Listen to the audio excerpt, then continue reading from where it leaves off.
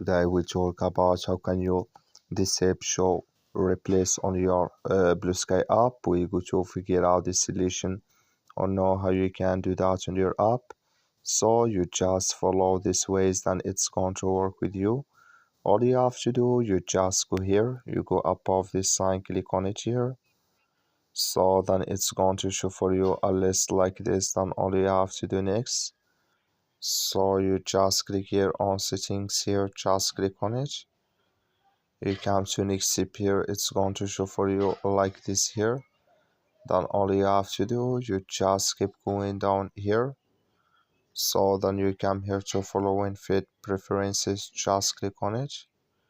You come to next step here, it's going to show for you like this here.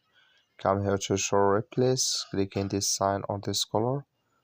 Like you see color, it's gone. That's measure replace disable with us now. That's all you have to do. Thank you for watching. Don't forget to support us by liking, subscribe.